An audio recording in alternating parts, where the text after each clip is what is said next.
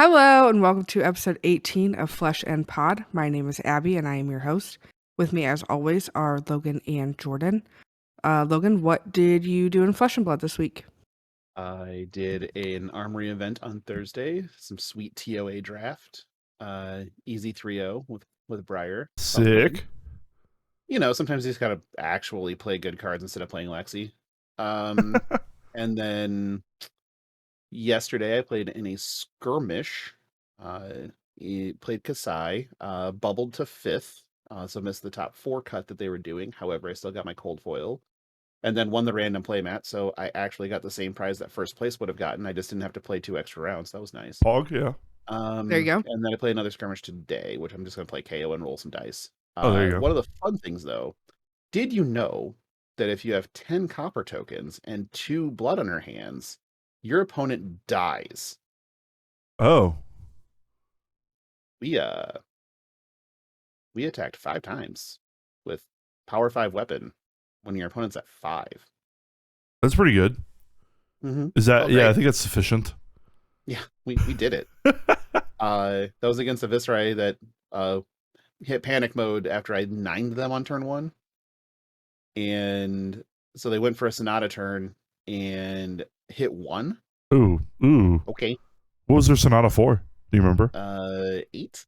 Oh, wow. Ugh. And I was like, okay. Well, I guess I'd live through this easy. Yeah, no blocks. And then just took the rune chance because I just didn't give a shit. And then proceeded to go into murder mode. So yeah, that was fun. And like I said, play some KO today, roll some dice, see if I can high roll some people. Nothing else, have some fun with the locals. It'll be good. What do you got, Jordan? I don't know if I played much Flesh and Blood. We played a couple of games of Blitz, I think. I really wanted to try out the Rhinar OTK deck. It's really cool. Yeah, it's pretty neat. Didn't go well. It didn't go well for me. She was playing Era, and like I kind of just never like got to be able to combo, which I think like I probably was trying to combo a little too hard and not putting any pressure on like otherwise. So she got to keep full hands, you know. Yeah. I think it's Ira. Right. I think I just like played poorly with it. But I also am planning out like Pro Tour Season 2 testing with like friends and like setting up like the infrastructure for that. So I think people that read in the Discord like my little post on like what's my relationship with Flesh and Blood look like. I think I'm going to try in Season 2, and I know I said that for Season 1, but like there's like actually like a plan in place, and I feel like a part of that plan, and like it kind of encourages me to want to be around. So we'll see. Yeah, I've been added to some conversations recently that made me kind of go, okay, maybe I should be invested a little bit more in the competitive edge of it. And so I'll probably will do the same thing, kind of try a little bit more.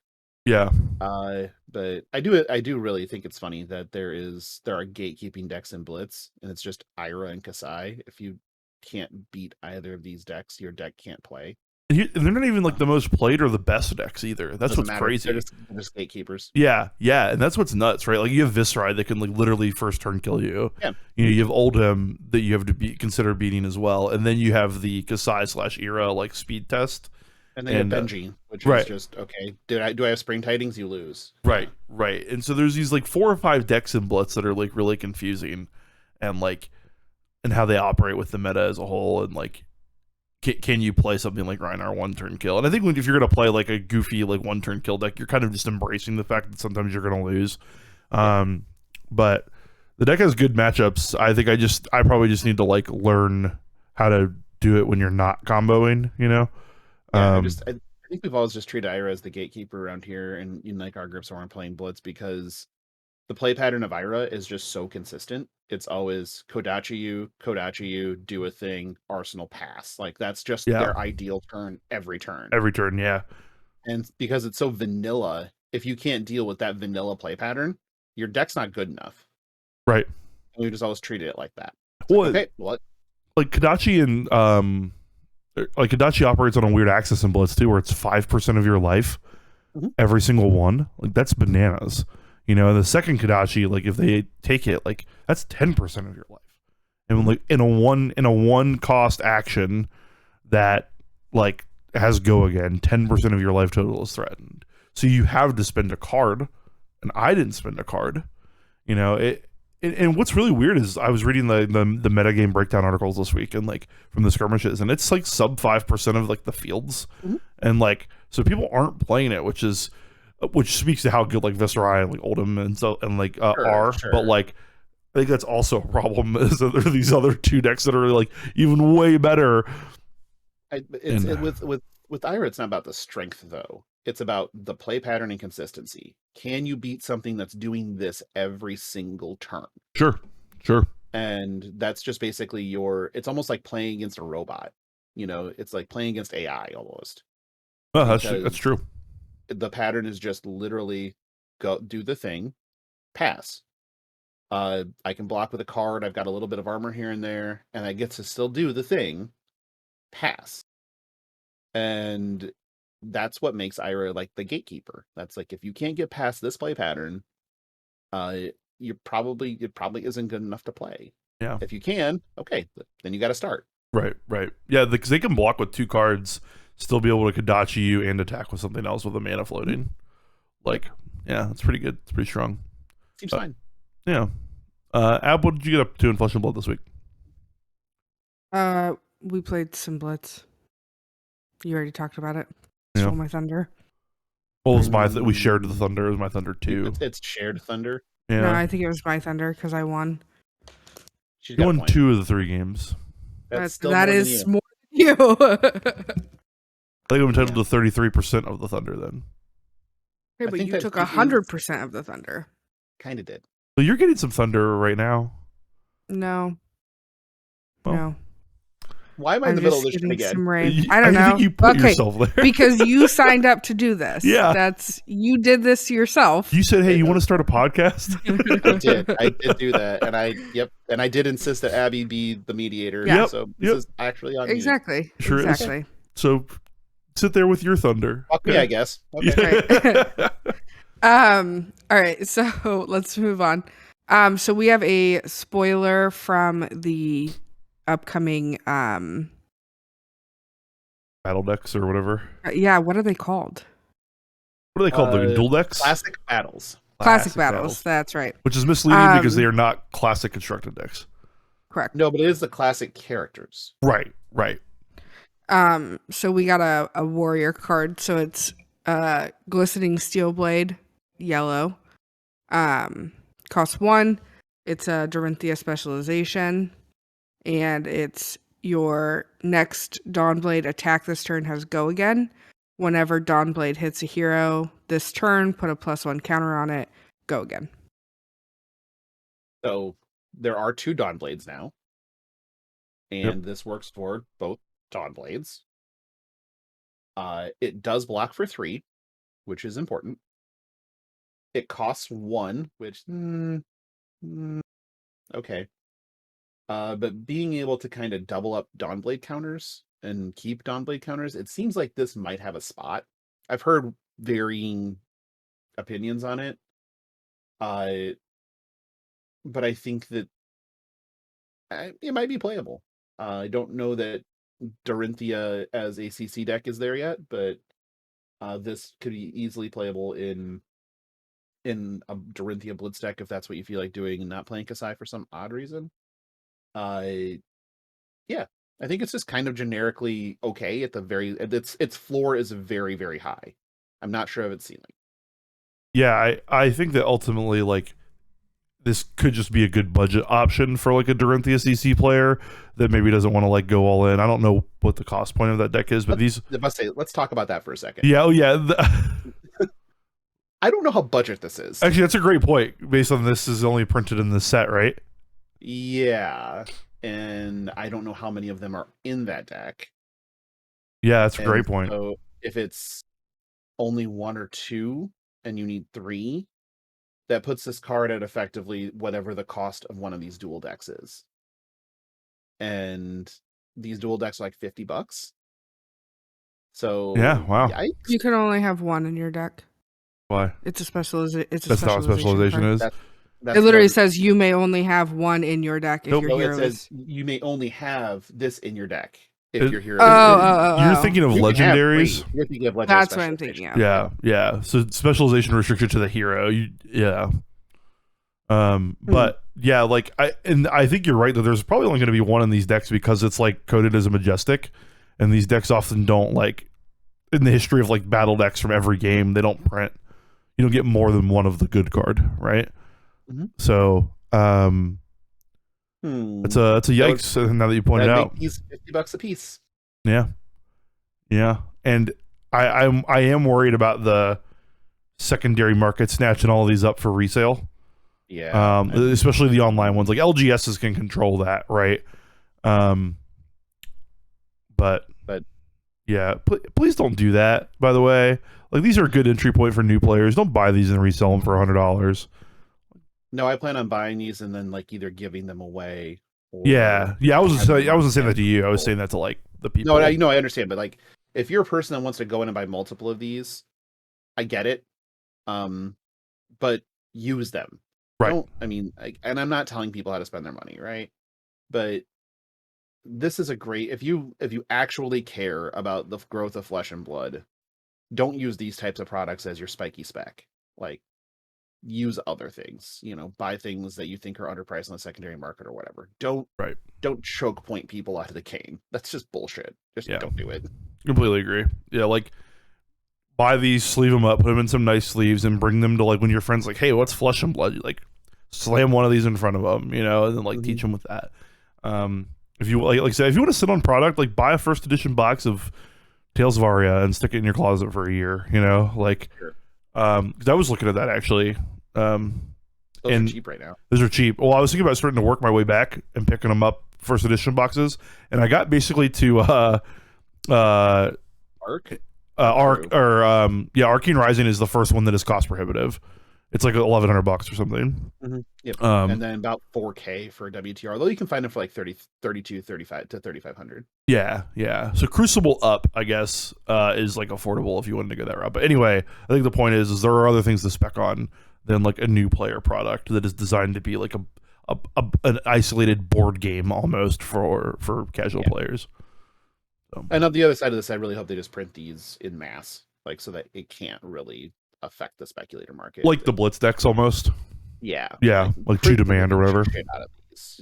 Just print them as much as stores want to order. Cool. Yeah. Completely agree. Yep.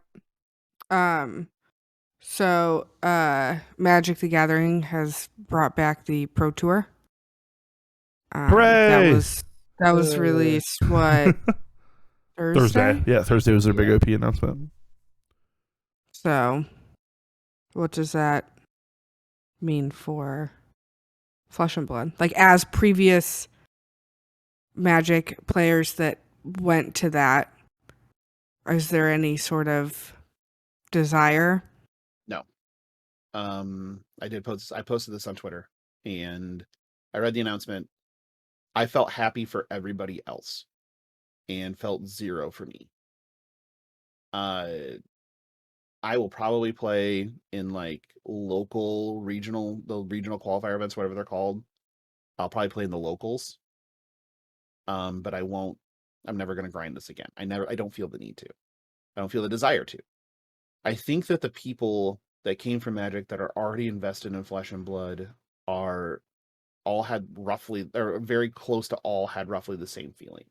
And yes, you can like more than one thing. You can enjoy more than one thing. You can, if you want to just have the ability to grind 2 different games, this is great for you. But the impact I see is that you maybe lose some of those other Magic players that were starting to turn and go, maybe I should try Flesh and Blood. And now they kind of get sucked back into Magic having organized play again. So I think that there is an effect on Flesh and Blood. I have read people that have had the take that they think that how Flesh and Blood has done influenced this OP announcement. I'm considering how short of a time Huey Jensen's been on the job as the head of OP for Magic. That's entirely possible that they slammed on the gas because of what Flesh and Blood has produced. So I think that this does have an impact. I don't think it does. I don't think it kills the game by any stretch of the imagination. I'm hoping that this ends up being a rising tide lifting all ships types of thing, where you'll see Flesh and Blood and Magic being played next to each other. So if you wanted to play a Flesh and Blood main event, you scrub out, you can go play a Magic event the next day or something like that. But yeah, I think this does have an effect, and it'll be interesting to see how deep that effect runs. Yeah, I definitely agree that it. I'm sorry, Abby, go ahead. Nope, I was flipping it to you. Oh, That's my job. Oh, gotcha. I definitely think that this has an effect, like Logan said. What that looks like, again, I don't know. In the past, when Magic Pro Play existed, it was impossible for another card game to come up. Like we talked for years about, oh, this game's going to be the next Magic killer, and we all knew that it wasn't, you know. So it definitely does put some pressure back onto Flesh and Blood, where Flesh and Blood was putting the pressure on Magic for a long time now. There's been a lot of Magic pros that said, hey, anybody that's been resistant to trying Flesh and Blood has been rewarded. And so that is a little troubling from the perspective of, like, maybe people were just trying to wait this out, and we're not going to get that influx of new players. I think that's one of the takes that I've seen revolve around, is like, this will, people that were going to maybe switch because of the OP system of Flesh and Blood now don't have as much of an incentive to learn a new game. I echo Logan's sentiments in that this does nothing for me. I haven't played Magic in a long time before I started playing Flesh and Blood. I quit just before that. So this isn't going to drag me back or anything, but it definitely will drag some people back. It will drag the people that were playing Fab only because of the OP structure and not because of the game itself. I think the difference between Fab and all of those other games that came before it is that Fab is actually like a good card game, independent of Magic and independent of its OP system. Flesh and Blood is a good game, has a good core rules engine. Card balance is questionable, but every card game's card balance is questionable. Like, balancing a competitive game is not possible to a large degree. Read the card Once Upon a Time or Oko and come back to me. Yeah. Like it's. I say that, like, I don't think LSS knows how to make cards. I say that all the time, and I believe that, but I also don't know if Wizards of the Coast knows how to make cards. So, like, it's just, and like, I don't think Riot knows how to make a League of Legends champion, right? Just like anybody that has a high end competitive scene to their game, like, it is hard to balance it for the highest end players because because people min max. Like Blizzard doesn't know how to make a melee character in World of Warcraft, right? Like, any type of min maxed situation, people will find out that, oh, it's just better to be doing X, and that's just the way these games are. And we as, like, competitive players have to embrace that slide. And typically these types of games or these types of activities really do suck in people that like to think through these things in that method. And when you have smart people that are looking at these things through that lens, they're going to break it. Yeah. And especially when they do it in hive minds, like, they break it even faster. So that's where we're at here. I do think that the one thing that Flesh and Blood really has going for it, OP wise, is that their OP path is way more clear than Magic still. Magic's OP that they announce is fine, but it's still kind of a convoluted mess. And Flesh and Blood's is pretty easy. You qualify for a Pro Tour, you play a Pro Tour. Yeah. Send tweet. There's 3 layers to Magic. So you play in, like, a regional Pro Tour qualifier. I literally tried to explain this to somebody yesterday, and they kept asking questions that I just couldn't answer. And I'm like, and I read the entire announcement, and I'm just like, yeah, I don't know. Whatever. I think you play in a thing, you get to a thing, you play that thing, you get to a thing, and you play that thing, and maybe you get to another thing. I don't know. Actually, no. Yeah. So from the Pro Tour, I think it's easier to work back down for people that care about this. There's the Pro Tour. To get to that, you have to for the first one, top 48, a regional Pro Tour qualifier, and there is one per, like, continent. They're massive tournaments. Like North America's is a DreamHack for reference. Like, these are huge. Yeah, DreamHack Atlanta in, like, November. Yeah, so top 48 that at DreamHack. To get to that, you have to top 2 a qualifier, and those will be at your local store level. So rather than win a PTQ, go to the PT. It's win a thing to go to a thing that you top 48 to make the PTQ. To go to another thing. Yeah, and then there's worlds and all that kind of shit that if that applies to you, you don't need me to tell you. Yeah. But no, I definitely think it affects it. It is also flesh and blood news. That's why we're talking about Magic news, because for years Magic has dominated the scene, and then Flesh and Blood kind of, I think, stepped on him a little bit. And I definitely agree with you that I think this influenced. Gave him a shot. Yeah. I don't know if I'm as optimistic about a rising tide lifting all ships. I want to be clear. I want to be, because I think that like more people in the TCG space is good, more competitive. The suggestion was more to put it in the wild, because it's a hope. It's not. I think this will happen. Right. It's what I want to happen. Yeah, for sure. Because we've seen Magic mow down card games before. If there's anything about Hasbro, is that they know how to kill you. So like they're $1 billion company, and they're not going to let some like little New Zealand pop-up shop kind of take you down, So these are all Hasbro products, and so they're full of all of the poisonous plastics that are killing us. So yes, Hasbro does know how to kill us. Yeah, exactly.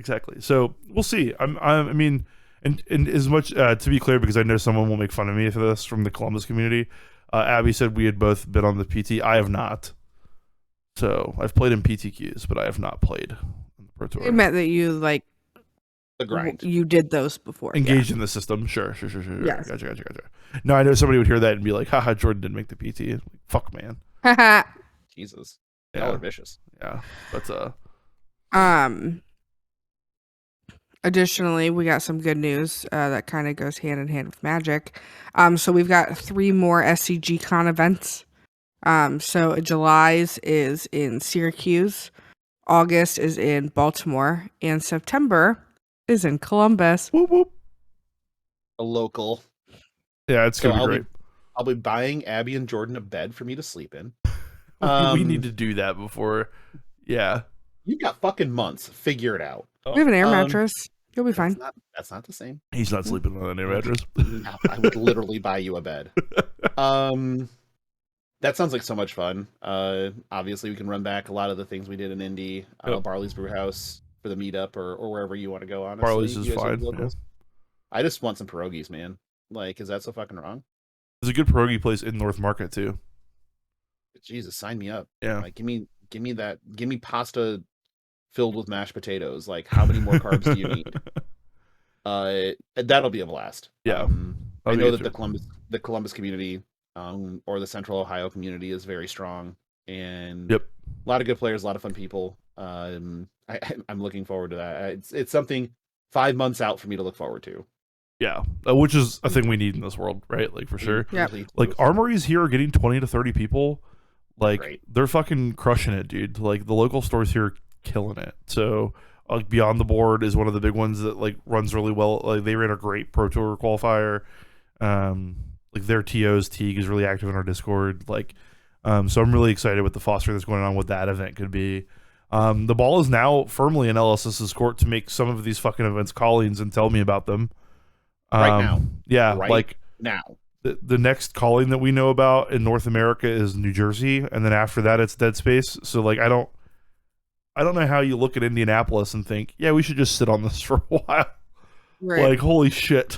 Like, let's go. I know it's harder than that. Like I know it's harder than that, but like, but is it at that point in time, if you know you're going to have the event and where you're going to have it and where the sponsorship is it that hard to say, yeah, calling? Yeah, it's just like setting it up in gym, right? Like, you know, like, I don't know. Yeah, because, the hard thing is like scheduling SCG Con from September 2nd to the 4th in Columbus. Like, getting the venue, getting the space, announcing that's the hard part. Calling a tournament, a calling is easy. In theory, yeah. Yeah. Right. So, I mean, I don't know. How much did the calling cost in Indianapolis? You remember $50, right? Yeah. How many people were there? 455. So that's 22.7K in entry fees. So they made up the 10K. It was at 10K? 20. Oh, they're 20s now? Okay. So 2.7K, they probably lost a couple of bucks. But like, I don't know that they did, just because of all the side events that happened, plus the... Well, I was going to say, if you bought packages, like, Yep, how many there's that how many too. people bought packages and then didn't do Like all of the battle things hardened or that whatever. were What, you making fun like of me? lumped? Yeah, a little bit. Yes. Oh, here's what's funny. I passed up 6 free XP because my opponent for that did not show up in round 1. So I could have showed up for round 1 at least and got the dub and took in my 6 XP. But Nice. oh well. Good job. Yeah, I was looking at my player history the other day and randomly saw a double loss on that. I was like, oh, I didn't play this. Why is it here? And then, oh, okay. I got paired. But anyway, yeah, I would like to see callings. I would like to see just like let me know. That was one of the things that Magic always did well is you knew the GP schedule for the year. And that's going to be a thing that I think LSS really is going to have to work on in a Hasbro world. You knew the next quarter at the very least. Yeah. So whatever quarter you were in, you knew the next 3 months minimum. Because it mattered for that next Pro Tour cycle, like whether you were going to try to hit silver or not. Mhm. Yeah. It really mattered. And it really matters for this, knowing that like XP matters for qualification or like ELO could, and like know that there's PTIs on the line for Worlds. Like if we get 3 callings a year and 2 Pro Tours, is that sufficient? Or are you happy with that? I'm not. Nope. Like, I don't know. Like as a hobbyist, as a casually competitive hobbyist, I think hobbyist is the word we used last week to good effect. Yeah. Like these are like great. These are the perfect vacation for me to plan around. I'd go to so many of them, but like I can't go if I don't know far enough in advance. Right. And like we talked about, like June and July, the ship is sort of sailing for me on whether like I'm gonna plan a trip for June or July, just on the way that I like to like manage my money and manage our time and all that kind of stuff. So like the window for June, July for me is closing. So like 3 months ahead, like you said, right? Like the next quarter is sort of locking down for me as we enter a new quarter. Mm-hmm. So we'll see.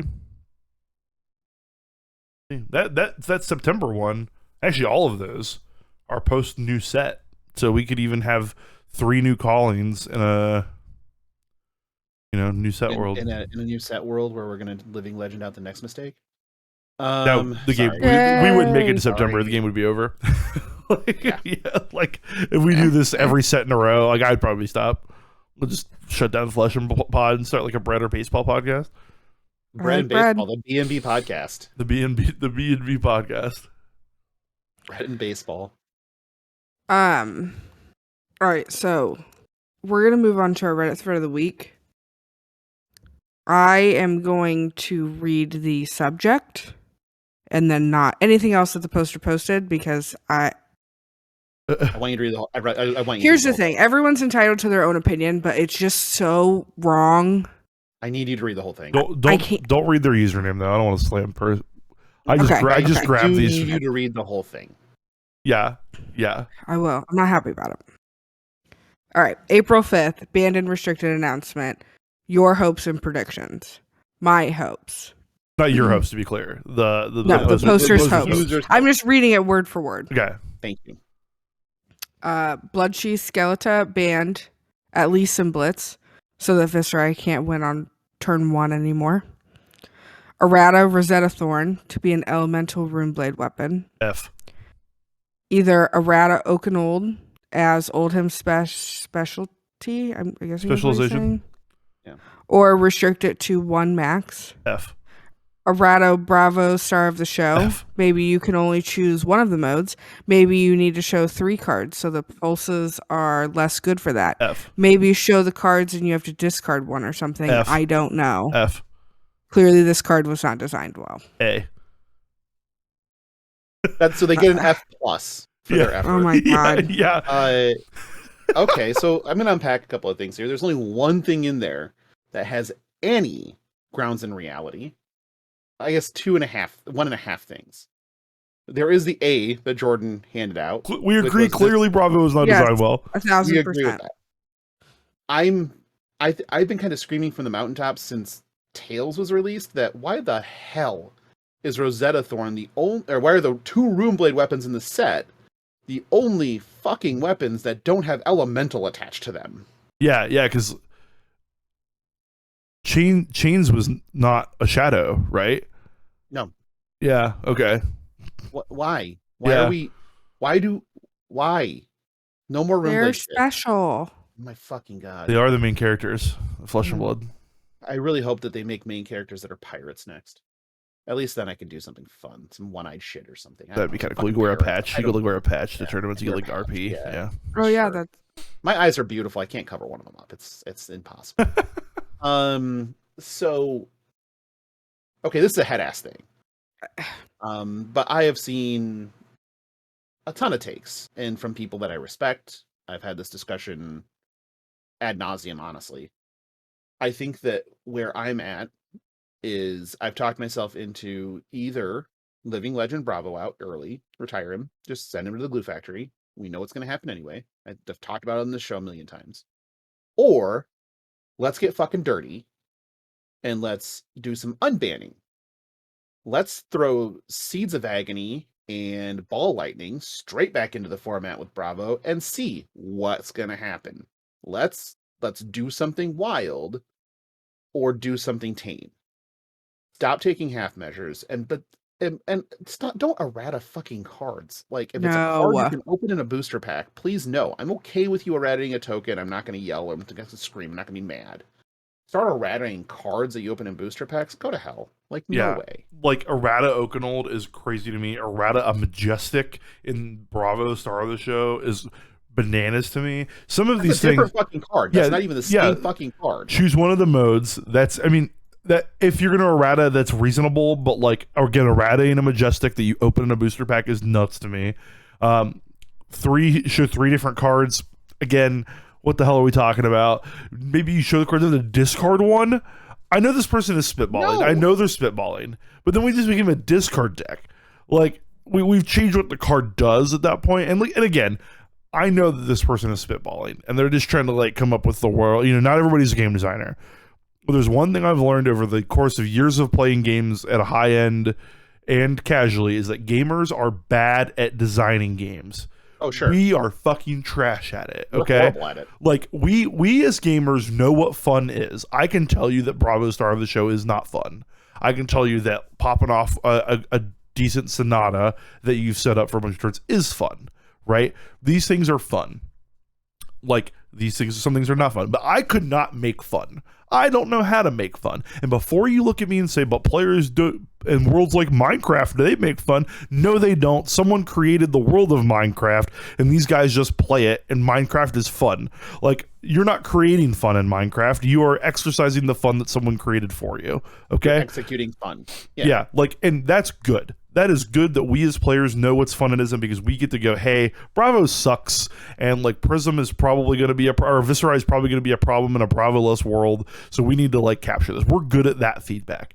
But this shit of errata Oakenold, errata Bravo Star of the Show, maybe just like change some fucking abilities on it. Write it on there with a Sharpie. Who gives a fuck? No. And there's a lot of these takes, and it's not just this post on Reddit. So if this is you, you're not alone in this. This is just annoying to me.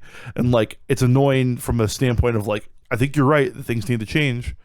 But like, it's probably just leaving Legend out early or let it ride its course. I've come around on just like let's living Legend it out early because like at the end of the day it's going to happen and we might as well do it now and like let the PT be interesting. I think I'm okay with that. And chalk Bravo up is a big loss. Yeah. And hopefully that June we do better, right? And I've even in Magic back in the day, God, this is just we're not a Magic podcast, I swear. But I've always been more in favor of unbanning things. Let's let things breathe in an environment that didn't exist when they were a problem.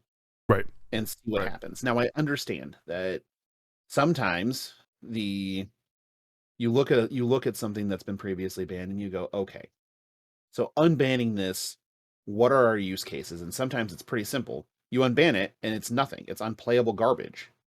Or you unban it and it's automatically format warping and needs to go away again. If those are your only two use cases, then you can't unban something. But I think that that's not the case with specifically probably more Ball Lightning than Seeds of Agony. But if you want to see what the ideal form of your game looks like, then you would take things that haven't been legal together and make them legal together to find out. Yeah. Like what Prism existed in the chain meta as the counter to chain when chain had seeds. So if Prism still gets to exist in a world where you have Starvo and Chain as the counter to both decks, fantastic. But then you get, Ball Lightning Briar to just run the fuck over Prism. And then, but then you also have Prism as a check on the Guardian decks. And the Guardian decks have, it becomes more robust when you let that happen. Do I think that unbanning those cards is a good idea? Probably not. Again, you hit the nail on the head. I know what fun is. Yeah. I know that playing an Eclipse on turn 2 is fun. For me, not anyone else. Right. But, because it requires a lot to happen, but it still can happen. I know it's fun to just dredge the shit out of a deck, and I know that sometimes playing Chain optimally, even with Seeds of Agony, was difficult. You could, if you didn't know how to do it, you'd probably kill yourself. But the optimal players were very good at it. So, and then the Briar thing, don't give them Plunder Run, so they don't have that engine, but give them Ball Lightning, so they have that engine. Right. So you're still not giving them everything. You're just making it a better deck again. So I'm more of a fan of letting things breathe in that respect. But if you're not going to do that, just retire the fuck and let's move on. I don't think I've seen people want a Skeleton ban, an ALS ban alongside Starvo getting retired, and it's like, you do realize that those two decks are beatable, and that's fine. Like, we can handle them with other decks. Yeah. It's just Starvo does this. If the Starvo does the thing 5 turns in a row, well, you're dead. Congratulations. It is very fun. Speaking of fun, that is fun to do 5 turns in a row. I'm just kidding. It's not at all. Is it though? It's not at all. No, it's not. It no, winning is fun, but outside of that, that is the extent of what's fun. I mean, apologizing to your opponent's never fun. No, yeah. And Like, I feel like I need to at that point. I definitely do too. I definitely apologize. Like, yeah. Like at the 5K in Mansfield, I had a guy that was like, you Oakenoled me a couple of turns in a row, and like, all three of the Oakenolds, and I was like, well, yeah, it sucks. Like, he's like, I just felt really lucky, and I was like, well, it's not like I go through like 50 cards in a game, like, so it's not lucky. Like, it's just the deck is dumb. I'm sorry, like I get beat upset by it, but like, yeah, it is what it is. It's just like, yeah, it's just poorly designed, man. That with Crown is poorly designed. And before people say we should ban Crown of Seeds, we really have to talk about the implication of like banning a legendary. Yeah, we really have to investigate like if that's the way we want to go, because like we've been around TCGs for a long time. That's game killing shit. Yeah, yeah, we've been around TCGs for a long time. We've seen expensive cards get banned.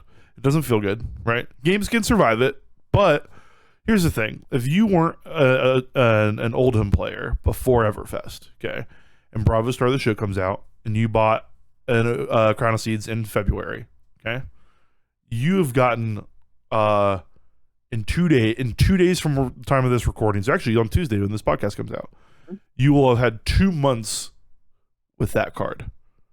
Okay. That you paid $130. $130. Yeah, at the time it was probably $130. Actually, I know this because I'm this use case. I bought this when Bravo came out. I'm not complaining about this for me, but I do think this would be game killing for other people that like, like you bought this Crown of Seeds, you got 2 months out of it, and then it gets banned. Oh my God, that'd be so terrible. Like $130. That's any other legendary equipment that you could have bought. You could have bought a bunch of Majestic budget equipment. Like, you could have bought probably like a Blitz deck. You could buy an entire Blitz deck. Yeah.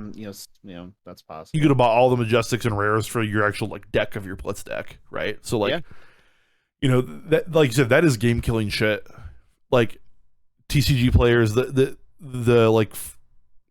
wealth spread of like a TCG player is from like the low end of like, are spending like last dollars on cards to the like the elite or like the John Finkels of the world, like spending like fun money on cards that like the cost doesn't impact them.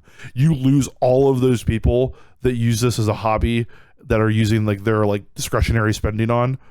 Like when you go, oh, my $130 purchase can be invalidated 2 months afterwards. Oh my God. Because of a card in February that didn't make it to April. Like, Yeah. oh my god. Like, so I get the sentiment that Crown is a problem. That, you know, like the Canadian national champion, Yuki, right? Is that her name? Yuki Bender. Yeah. Yeah, Yuki Bender. She tweeted something to the effect of like, this would be a busted card probably if it prevented 0 damage. If all its effect was put a card in the bottom from your arsenal on the bottom of your deck, draw a card. Like, you might still play it. You might still play it in Bravo. You probably still play it Bravo for sure, but you might still play it generally. So like, it's a problem. Nobody's saying that it's not like a good card, but you can't go banning legendaries. You can't errata legendaries. Again, cards you open in packs are off limits. They're just off limits. Like this poster wants to errata like 3 things. I never want an errata in my life ever again. I'll live with tokens becoming errated, but I want to read the card and know what it does. Yep. Yeah. That's it. I don't want to have to explain to the new player at my armory. I don't want to have to explain to a person that's coming back from the game that doesn't like keep up with it. And I know there's good arguments that say that like, hey, isn't errata any worse than a banning? You think so? I think it is. I think an errata is worse than a ban. That's interesting. I mean, I do, because what's more frustrating? To be able to go to one resource and say, okay, this card is banned, don't put it in my deck. Or to start building a deck, looking at your cards. You look at that same list, you don't see the card on there, you start building your deck, you go to an event, you start playing, and then your opponent goes, that's not how that card works. Which one's more frustrating? Sure. That's definitely true. And like, you know, we talk a lot about like, hey, you know, is the player pool impacted by this? How big is that player pool that's impacted by this?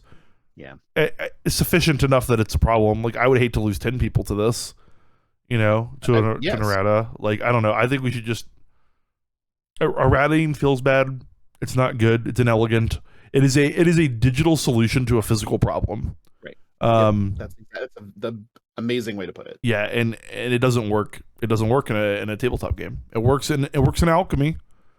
For not a Magic pod, we've referenced Magic a bunch. Works in Eternal. Works in Eternal. Yeah, that's a good game. That is a good game. The game's good. It's Alchemy. Alchemy is the digital only format for Magic now. It's Magic if Magic were Hearthstone or Eternal. Yeah. It's Gotcha. it's a they use like digital only mechanics and like stuff like that. So but anyway, we'll see. Like I said, I'm either hashtag no changes or unbannings, and or just like LSS it out or Living Legend it out early. I'm really good with them just accepting inevitability and retiring this fuck early. Like, so that's me. I think that's what they'll do, for what it's worth. That's my prediction. What's your prediction?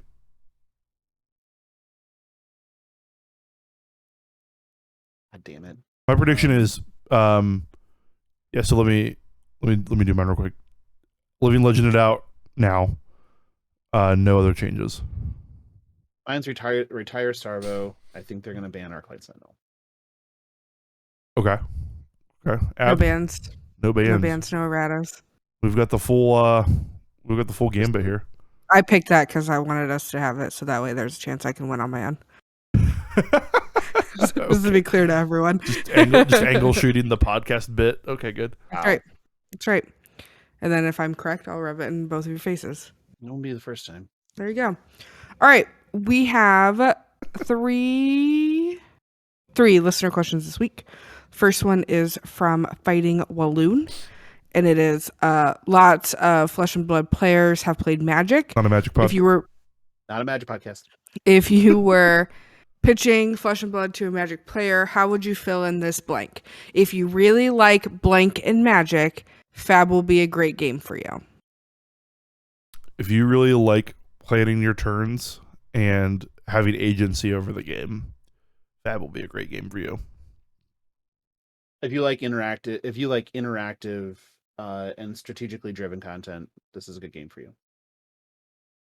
If you really like not being mana screwed. There you go. Yeah, like I think that's the biggest appeal to Magic because there are no non-games. There are games that you lose because you're. What's up? If you like no non-games. Yeah. Say that, Yeah, like if like because Magic has its share of non-games because you just like keep a 3-lander with 4 drops and you never draw your 4th land and you die, right? Or you keep 2 lands and 3 you drops. mulligan to Oblivion and you end up having and you just die.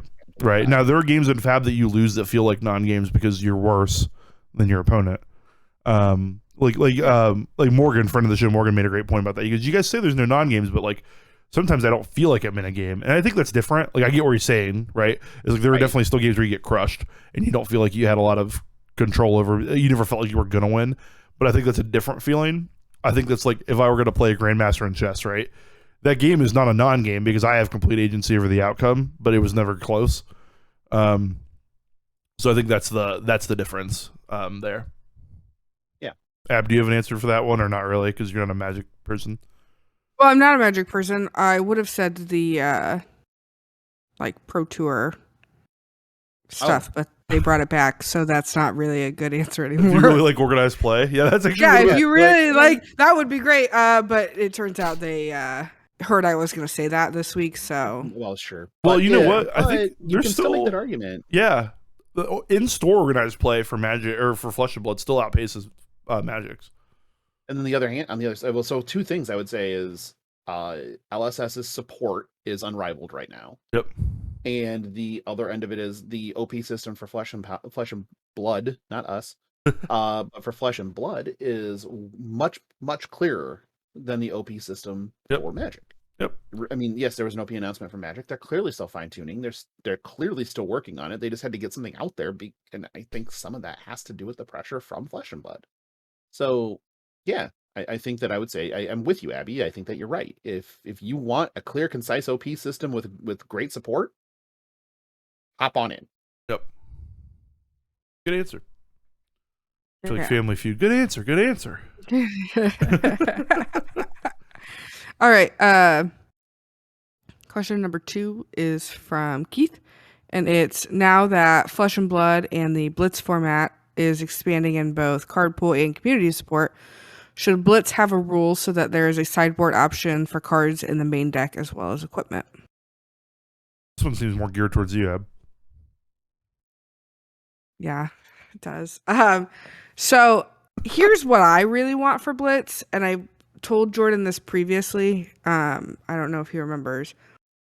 I want Blitz to be best of 3. So you expand your time frame out to 55 minutes, and then it's best of 3. Because one of the big things I hear about Blitz is like, you have your OTK decks, and they're like, well, I don't want to play this because, what's the point? Whereas if you do your best of 3, like, there's more games. It's not just, this deck is the best, and there's no chance. You have a better chance, and you get the opportunities. So it would be like Magic, right? You play your best of 3 with your 20 life total. If they ever did that, yes, I think there should be a sideboard option. Interesting. I do have a couple of things. I think that best of 3, even if you expand the time frame, is going to lead to more draws. Yeah. And because you'll have some 1-1s with game 3 that never finishes. In those well, cases, they should also fix that aside from going that route. Yep. So that if they did that, then Blitz specific, they would have to have that draws are a point, and not basically a loss. Yeah, or expand the time frame to like longer than 55, which depletes the point of Blitz. Yeah. Ruining Blitz at the point. Yeah. What do you think about the sideboard part at the very least, Jordan? I don't like it. I think we just talked about how increasing the time kind of negates the point of Blitz. I think the idea of being able to pull my deck out and just play the game decreases the point of Blitz to a large degree. I wouldn't besmirch them if they did it, but I like the entry point of, hey, these are your 40 cards and you just play them to the best of your ability. And if they want to keep Blitz as that entry level point into like Flesh and Blood, I think they need to keep that. Because pre-boarding in Classic Constructed was easily the most overwhelming thing for me as a new player, and why I hated Classic Constructed a little bit when I started, because I didn't know when I'm playing against Lexi what cards should I keep in and what cards should I take out, and like my sideboards were just probably an atrocity. I don't even want to think about what those were, what those looked like right at the time. But when I started playing Blitz, it was very easy because I can go, oh, okay, well, at least I know like these equipment are good, and then I'll just play my deck, right? So I don't like it, but I also, if they're gonna make it a competitive format, I probably see them going that way. Yeah, I think I'm okay with a very small sideboard, like 4 cards. Okay, I was gonna say sub 5. And So yep, and then you have to present 40. You can't present more than 40. sure. That's where I would go with it. It does add a little bit of a layer of, you count your opponent's deck or whatever you want to do to make sure they're not shuffling in more than 40 if you're playing Hold'em or whatever. I mean, that's fine. I don't really care. But yeah, I would say it has to be very, very limited. Yeah. And then our third question is from Nick via email. Oh my gosh. Forgot we have an had email that. address? I know. Yeah. When did we receive this email? I got it. Let's see. I check it every couple of days. When did I get it? Let's go to trash. February 28th, probably. No, it was sooner than that, or more recent than that. The 30th of March.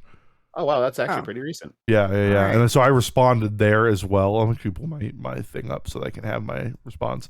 But I told them that we would do this on the show as well. All right, well, read it up. Yeah. Sorry. Okay. Hey gang, I'm a really new player who just came over from Magic and I'm really digging this game. I want to dive in and just order cards to build a Viserai or Chain CC deck. My local group is mostly new players who are just playing Limited and Blitz while they build up their collections. There's a few people that have CC decks, but not everyone is fully kitted out. If I go and order cards, am I just bringing a gun to a knife fight? Is it too early to go so hard? And then also love the show. Keep it up. Thanks, Nick. Oh, thanks, Nick. So I'll tell you what I sent back in response, and then you guys can kind of riff on that and tell me what you think. I think that it wouldn't be unreasonable that if Nick was to spend their money and building out their deck and like have this like Pog tier 1 deck, like do what you want, right? Like don't listen to me, it's your money, like, your time, all that. I'm sure you can find competitive games, right? But I will say that for the sake of growing their local community, that maybe they should chill for another week before making most buying decisions, only because of the ban restricted announcement. That is the biggest first thing. Like, don't buy into Viserai and maybe like Bloodsheath gets hit or something crazy, right? Or like Sonata. If you're coming from MTG, you know that like the market will be wild and like confusing for a couple of days. But I do worry about coming in with like this deck and stomping everyone because of community building. It's not fun to go in and lose. And if you have a competitive group that's transferred from Magic, maybe you know them well enough and that they'll want to meet you at the mountaintop of like a tier 1 deck, and you'll inspire them to buy the good cards too.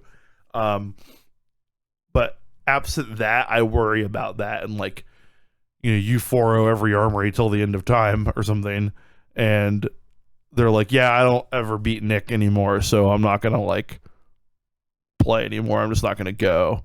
I'm not gonna go unless it's the draft night, and then constructing in your store's dead. I think that we talked a little bit about this last week about how great Limited is for building collections and like starting in on the game, and Blitz, as we talked about today, is like a great entry point. So I would start there, to be honest. But again, I think your friends and your like community better than we ever could. So if they're the type of people that will like be inspired by their defeat and want to like meet you with a tier 1 deck, like you get Viserai and they're like, you know what, like fuck it, I'm gonna go build a Bravo Star the show deck now to like, jump on you. Or like, then someone's like, you know what, I'm gonna get a Prism deck to like jump on you, and then you've built this like tier 1 competitive community in your story, right? Like that'd be cool. But absent that, I'd be worried about stirring the pot a little bit too hard. I echo a lot of that. One thing that I think is very from the finance mind of card games that I have, just because you own the cards doesn't mean you have to play them. That's true too. So you can just as easily order these cards. I hold still right now the opinion that Flesh and Blood is on sale. It is as cheap as entry point as you're going to get into this game right now. So, and it's been that way since I started. And it's more expensive now to get in than when I started, but it's still on sale. It's still not seeing the types of prices that it will if the player base keeps expanding. So I would say if you really enjoy it and you want to own a fully kitted out Chain or Viscerai deck, do it. Like, full stop, just do it. That doesn't mean you have to play those cards against the people you're trying to grow in the community. You can always have the cards to make a tuned down version. So you can kind of intro them and they're like, okay, this is really cool. And then you're like, well, this isn't this deck's final form. And then you can show them what the deck looks like when it's fully tuned up. And they can then see, oh, so this is what this deck actually looks like. Okay, so there are levels and layers. You can actually just sort of get the buy-in on complexity for the game by having those options. So, and then kind of established with somebody, this is what casual would look like and kind of a more fun thing to do. And this is what competitive would look like if you wanted to go that route. What's the lane you want to occupy. So I think that having the cards doesn't mean you have to play them. And it's good to have the cards. So that would be my advice. Yeah, if you had decided that I'm going to buy these cards and I'm just going to go stomp the living shit out of people. Yes, you're bringing a gun to a knife fight and shooting people is impolite. You should only stab. So, that being said, maybe slash. I guess slashing's okay too. Just a couple of cuts here. I feel like slashing is way safer than stabbing. I mean, it depends. If you miss vital organs with a stab, it's not. You know what? Never mind. We're not going to get into knifing people as a lifestyle. We are not a serial killer podcast, but maybe one day. Fingers crossed. Yeah, thoughts and prayers on that one, because I would love to be a serial killer podcast. I did tell Nick that if he wants to play like competitive games and is worried about that like Tabletop Simulator is great. In the world of like you want to buy the cards and play with them, webcam games are great. And our Discord, I did shamelessly plug it to Nick in the response email. There are people that are always finding games. You can hop in the what's the channel called these days? Play Fap with friends. Play with other fappers. It's play with other fappers, and then the voice channel is friends is the voice channel, right? Yeah, and you can fap with friends and like people. Well, if you say, "Hey, I'm new to competitive play and want to play a T1 deck against a T1 deck in TTS," I guarantee you somebody in there will help you. And if you get the shit beat out of you, we did add an existential dread channel called the Kindergarten Exactly. Corner. So you can go there and post your existential dread. Yeah, so we have it all covered. Our off-topic channel got really sad one day. It really did. So I had to create an existential dread channel. Yeah, we might need to make that one not safe for work and just lock that one so people don't stumble onto us talking about the heat death of the universe. But we do it comically. We do. It's fun. That's right. It's fun to talk about the end of the world. But no, I think there's options, and I think you made a good point, Logan, that buying the cards and not having to play with them is necessary, is probably fine. Mm-hmm. Yeah. Yep. All right. Well, as always, you can find us on Twitter at FleshPod. You can join our Discord. The link will be in the show notes. You can give us a 5-star review on Apple. You can subscribe wherever you listen to podcasts. You can like and subscribe on YouTube.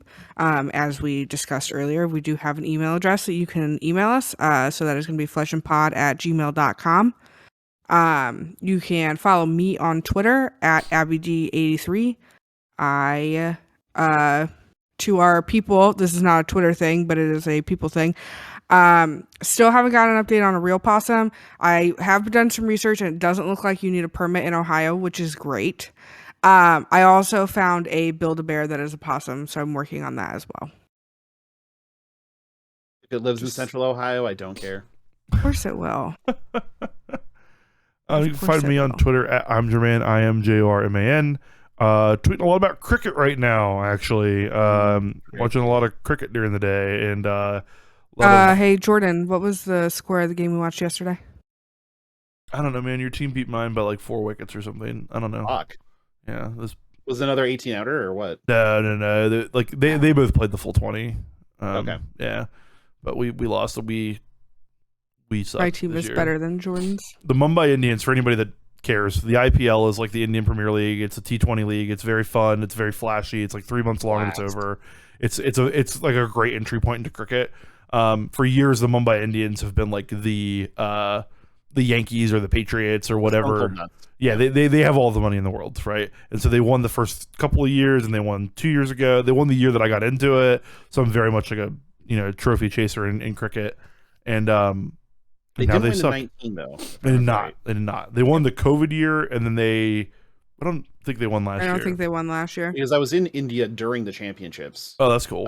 In 19. That's cool. And Mumbai got bounced and it was fucking huge. Yeah, because Yes. they spend more money than anyone else at the draft every year, and because it's like an auction for Anyway, you guys don't care.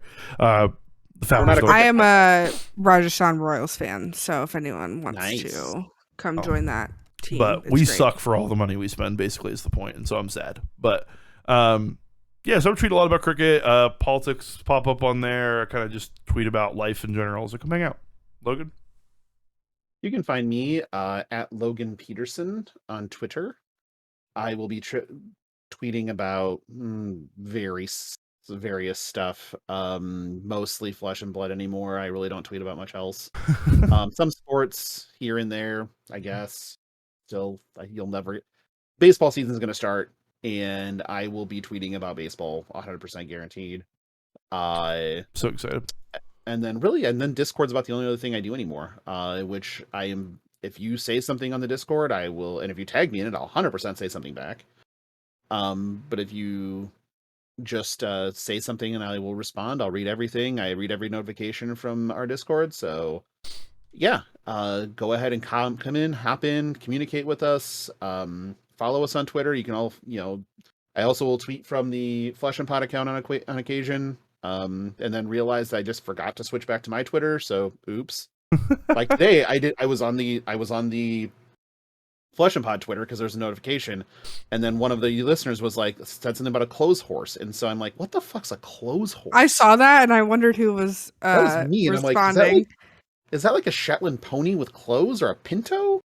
And so I just responded, and I'm like, oh, I did that from the show Twitter. Yep, it's staying there. Fuck it. Well, you've done a good job of building this Twitter up, actually. I do my best. Yeah, it had 30 followers a couple of weeks ago. Now it's at 100, and you've done a banger of using this for. I always don't know how to use brand Twitters, and you've done a good job of figuring that out. So I don't know what the fuck a clothes horse is still though. Oh, I think that they posted a picture. It's what they put it's what they put clothes on, right? Yeah, right. It's like a mannequin. How is this a horse? Mannequin? Well, it's like a store mannequin and No, it's like a rack. It's not even a horse. Oh, what? Yeah, I don't know. It's super fucked. But it's a clothes horse apparently. So sure. I would have thought that was like a drying rack or something. Yeah, it looks like a drying rack. Maybe that's what it is. I think it is. Kiwi language, man. Yeah, I know. I also learned what chaka means, which means just fucking full, I guess. Yeah. I'm learning a lot of Kiwi now, so maybe at some point in time I'll be able to communicate in Kiwi. So yeah, that's what I do on Twitter. Is I guess I learn Kiwi now. Well, if you want, I can do my accent for you. It's very good. Please don't. Please No, fucking please, don't. I God, mean, no. I will Will Smith the shit out of you if you try that. You want some Vegemite, mate? Nope. You son of a bitch. I will break Go down to the your wicket for some Vegemite sandwich. Ugh. No. We just lost so many viewers. It's all right. It's I at the end. Our think retention rate's good. Next week, we're going to probably be announcing our next giveaway. Yeah, we should need to do that. Yeah. Okay. We'll figure it out. Good shit. Yeah. So be on the lookout for that. Maybe it'll be a cold foil Bravo if it gets banned. No, I'm buying every single one I see. If that thing goes under $50, I am just snapping all of them up. Oh, really? Oh yeah. Heart spec? Yeah. They're pretty. They are pretty. They're pretty. Yep. All right. Well, that is all we have for this week. Be on the lookout for the announcement on the 5th, and we will talk to you next week. Bye.